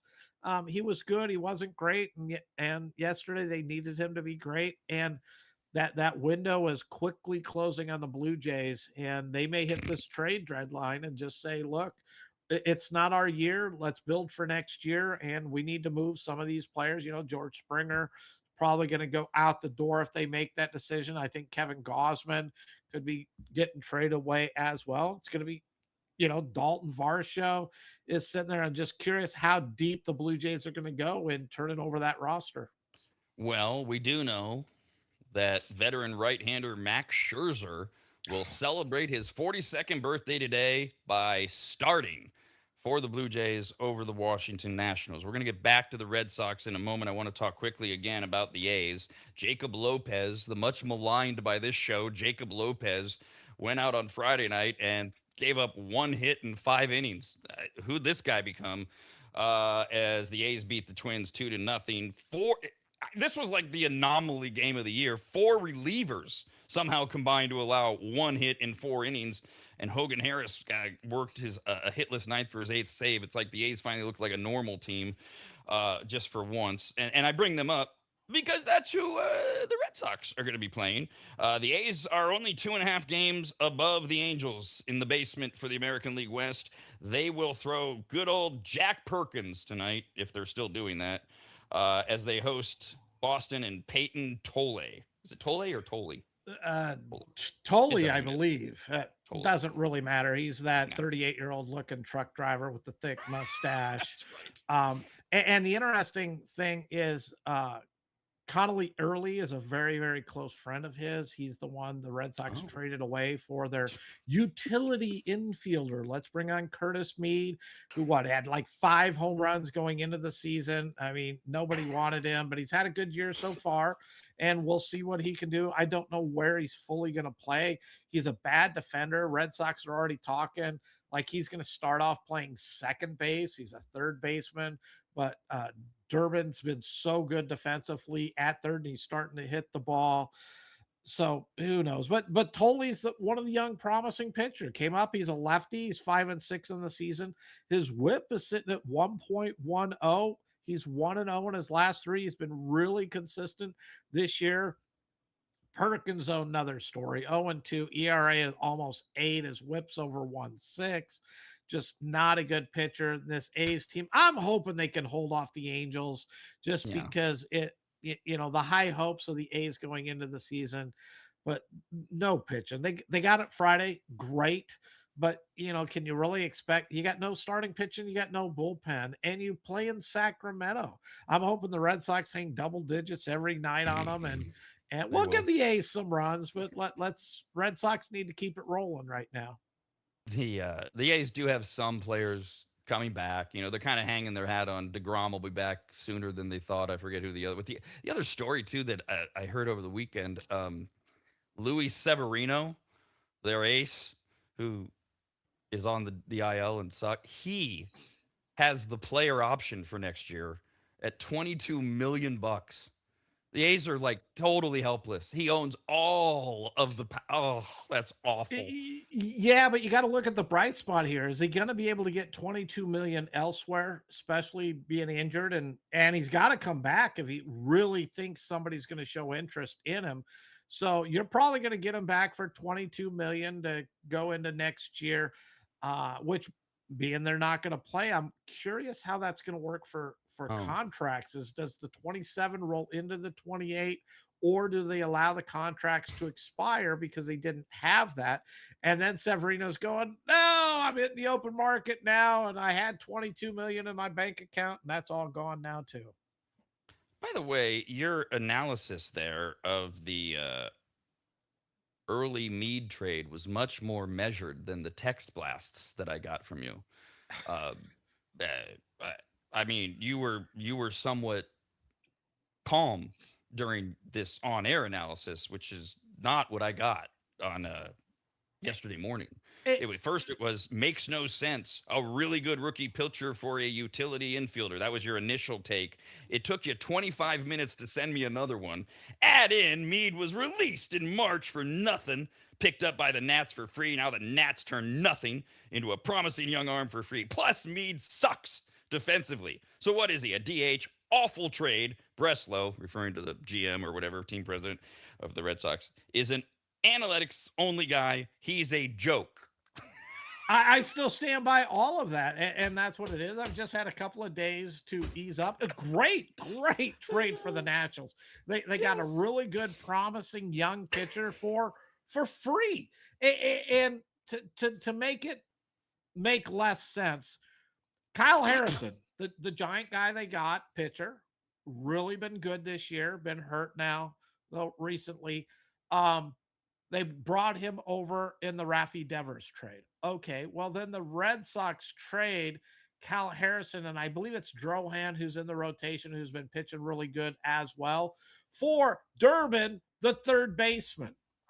Well, now they go and they trade another good young pitcher in Connolly Early for yet another third baseman in Curtis Mead. So in a sense, you would say they've traded Kyle Harrison, Connolly Early, and Drohan, 3 good young pitchers, for two third basemen that only one can play. It doesn't make sense. This is, sorry to say, the A's, but see, the A's I give a pass to because it's minor league prospects they brought up. But if the A's with 7 outfielders are now suddenly trading away, Gage Jump for another outfielder, I'd be scratching my head going, what are you doing?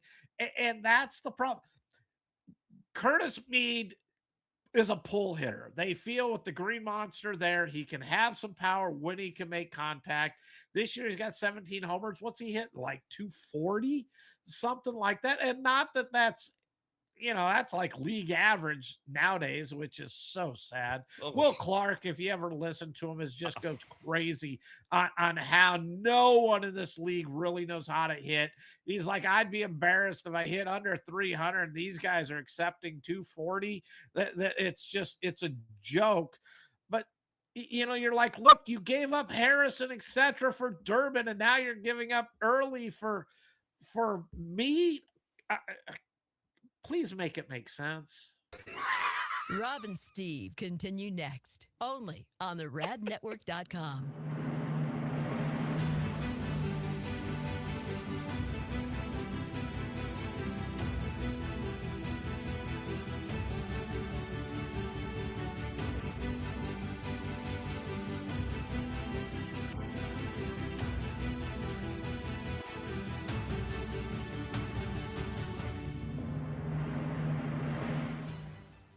The first time Corey walked into my home, I came around the corner, extended my right hand to shake it, and said to him, "Wow, you're big." And that would be Corey from quickdumpsters.com. Quick is spelled wrong intentionally. Quick, Q-U-I-K dumpsters.com. That's quickdumpsters.com. Corey's yet another maggot launching his own locally owned and operated business, and boy, did I need him, and really we all do.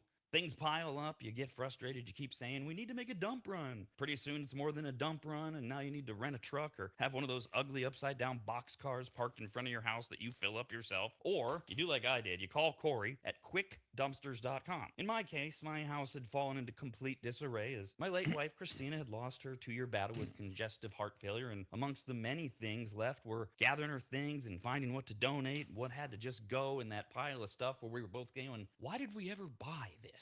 And it all could have been so overwhelming had Corey not just walked in, taken charge, and removed dozens of boxes of total junk, unusable dog kennels, desks that were falling apart, a worthless old smoker that couldn't be fixed, bag after bag of crap, and I can't remember what else. He was quick, spelled wrong, Q-U-I-K, quiet and clean. Well, he wasn't clean. I mean, he was, but I'm not commenting on his hygiene. I meant that his work was clean. He swept everything when he was done, and the house looked like he'd never even been there. Corey's the real deal, and I couldn't be more proud and happy to call him a brand new advertiser. His story is incredible, his dedication unmatched, and his motivation to succeed larger than he is, and that's saying something. Quotes are free. You don't even have to have them over to your house. Just send him some pics or videos, and you'll get your price, schedule your day and time, and watch someone else get that junk out of your house. Go to quickdumpsters.com. Quick, Q-U-I-K, dumpsters.com. Quick, Q-U-I-K, dumpsters.com.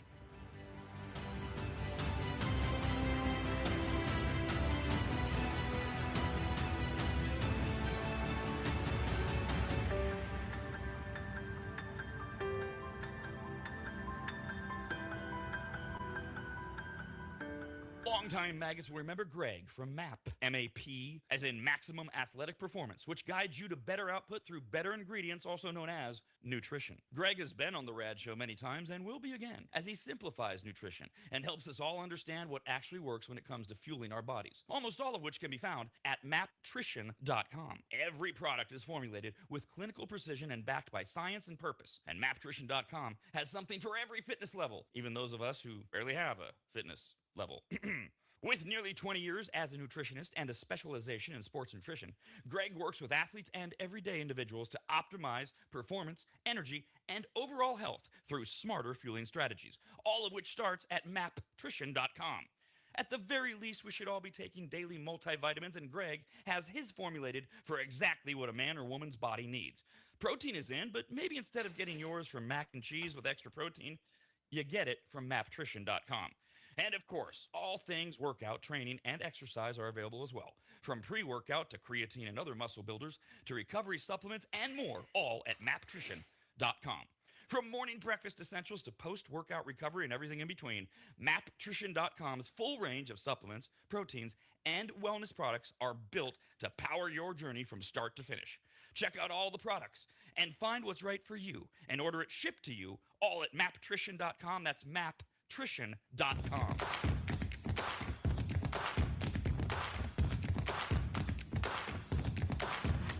Welcome to the Rob and Steve Show. Like so many men, they played sports all the way through high school and then realized we suck. Let's just watch and talk about sports. Email them, ras@theradnetwork.com. We got a few more notes from Major League Baseball over the weekend looking forward, but a couple of quick NFL notes. The Cardinals and quarterback Jacoby Brissett resolved their differences over the weekend. Brissett signed a 2-year deal in 25 to serve as Kyler Murray's backup, and then he was thrust in the starting role and said, "Hey, pay me like a starter." So Brissett will have a base salary of $15.5 million with a chance to make $21 million, and that story is finally over. Good for him. And sorry to jump to the NBA, but I wanted to ask this at the close of our show on Friday. Now with LeBron signing, does that mean the mandatory we have to talk about LeBron?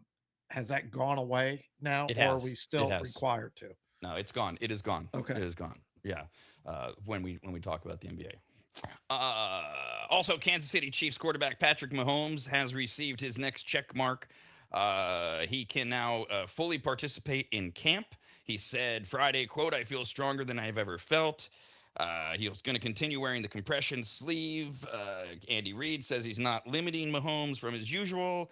And Mahomes, of course, really wants to play in that opening Monday night game against the Broncos. It was also revealed that his rapid return from his torn ACL in his left knee was accompanied by some expert advice from none other than Tom Brady. He says, quote, "I talked to Tom early in the process because he had the same injury, a very similar injury that I had."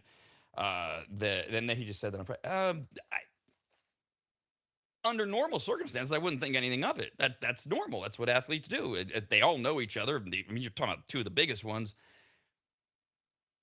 I don't know. It's kind of weird that the co-owner, the part owner of the Raiders, who are in the AFC West, is helping the quarterback of the Chiefs, or not. Maybe not. Maybe, come on, Rob, get over it. It's not that competitive. I just thought it was a little strange.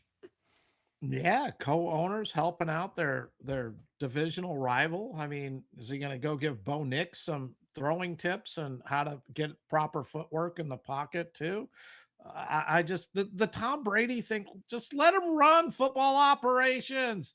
Get him out of everything. But as you said last week, he is taking his brand everywhere. I'm curious if he's going to be in more places than Jason Kelsey, because Jason Kelsey has taken his brand, worldwide, and which one's going to be bigger in 6 months? I'm hoping it's Kelsey.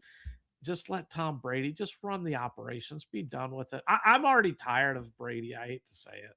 Yeah, no, it's oversaturated beyond oversaturation, especially with this WWE thing. And this isn't really apples to apples, but how would people feel, especially in Southern California, if the story was that Patrick Mahomes went to another former quarterback who helped him out, a guy named Jim Harbaugh? I think a lot of people would be like, "Wait a minute, why?" But you is know, this the right? Is this the Raider effect? Ah, the Raiders, they're not Right. competing. What difference does it make? But yeah, I mean, Jim Harbaugh going out and helping Patrick Mahomes, he'd probably get fired from the Chargers if the word snuck out that he was helping Mahomes being ready for week 1. Two more from the NFL. Pro Bowl cornerback Christian Gonzalez and the Patriots are engaged in negotiations on a long-term contract. They've been doing so for months. Owner Robert Kraft over the weekend said, "We love Christian Gonzalez. We love him as a player, as a person, and that's why we've made an offer to make him the highest paid player to ever play that position in the NFL. And it is the highest contract in Patriots franchise history, so we're glad we drafted him, ...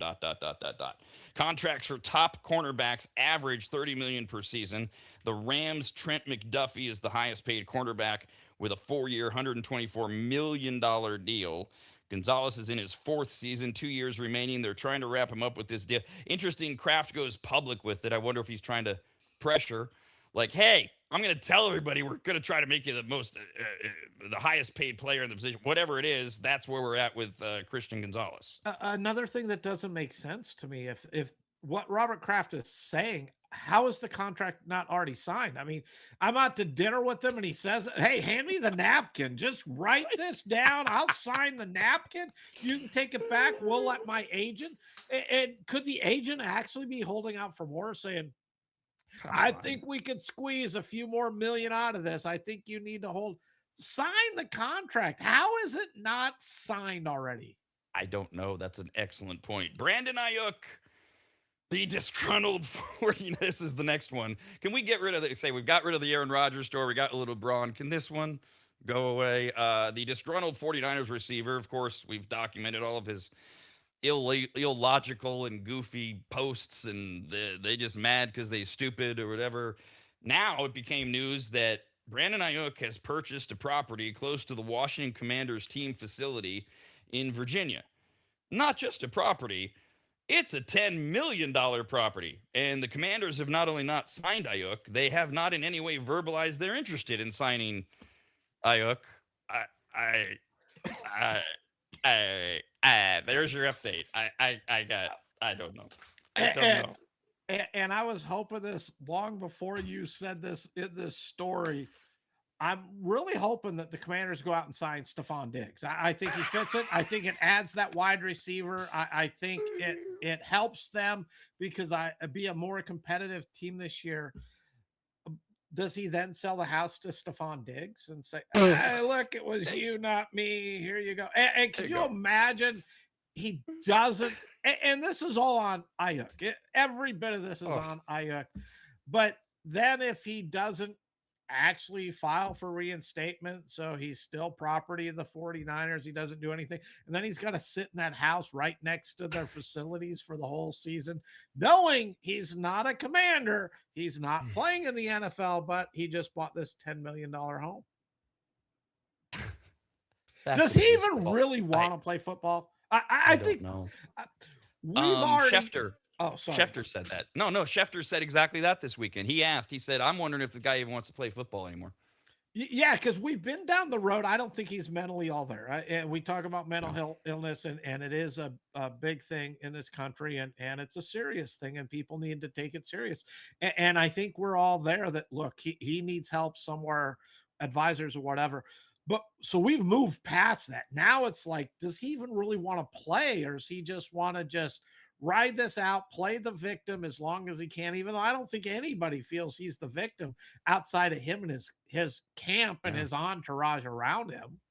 Doesn't seem like it. All right, back to baseball. A couple other notes. Drew Rasmussen allowed one hit through 7 innings. He's 9-5 now for the Tampa Bay Rays, who finished off a 3-game sweep yesterday of the Howardians. Rasmussen allowed one hit through 7 innings and then retired 21 of the final 23 he faced. The game finished in 1 hour and 58 minutes. The 4th game in the majors to be completed in under 2 hours. So the AL East leading Rays improved to 38-15 at home this season. They are 3 up on the New York Yankees. They're off today, but the team they beat, the Howardians, are not. They are 2.5 back of the White Sox. Cleveland will go to Cincinnati today. They are throwing Slade Ciccone, and Chase Burns is on the mound for the Reds. Yeah, the Rays really need Rasmussen and McClanahan to step up. Rasmussen did his part. I think McClanahan's going to be in that next art. The Guardians, I mean, tough weekend, got swept out of town here, and they're facing one of the best pitchers in baseball. Burns for the Reds. This guy's 12-1 for a team that's not even playing 500 baseball. I don't believe. He's been incredible. His ERA is under 2.5. His whip sitting a little over 1. He's 3-0 in his last 3. Ciccone, 4-7. ERA at 4.63. His whip, though, in his last 3 has not been good. His whip is over 2 runners per inning. That's not a good sign there. It's a tough matchup for the Guardians. They got to find a way to hold off those White Sox. Well, I should, even though the White Sox are 2.5 game lead on them, but they can't afford a losing streak right now going into that trade deadline as they're figuring out what they're going to do. And Burns, again, one of the top pitching prospects out there. The Reds signed him up. Good for him. And I hope he continues to be this elite pitcher we're seeing this year. Speaking of the trade deadline and elite pitchers, Friday night, Tariq Skubal went out for the Tigers. He threw 91 pitches in 7 1/3 innings, gave up 4 hits, struck out 12, and is now 7-5 as those Tigers continue to have that decision to make. In the wild card, they are 3.5 back, but they got 5 teams to go through.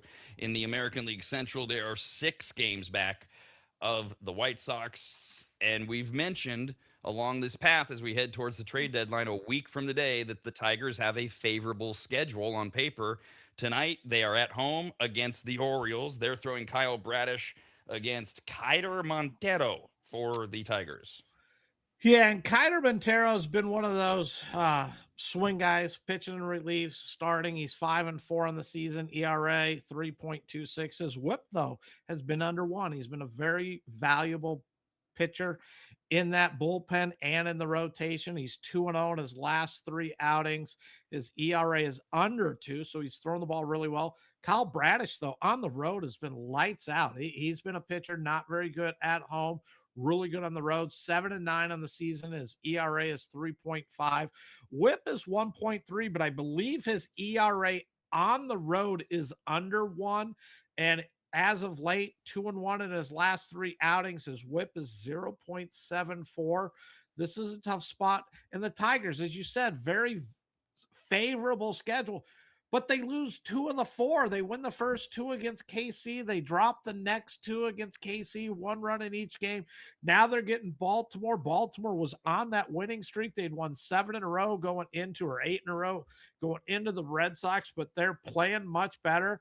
Bradish on the road, tough pitcher to beat, and we'll see what happens here. But the Tigers, you have the favorable schedule. This is where you have to make up your ground in order to make that decision on Skubal. Is if you go all in or you let him go. You can't be playing 500 baseball. That's not acceptable right now.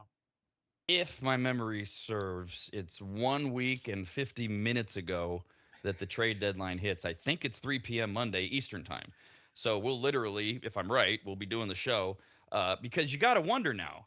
The phones have to be going insane in Detroit, and I mean, we're down to that last week. Skubal's got one more start, and before the trade deadline, and you're right. Now the Tigers went mediocre against the Royals.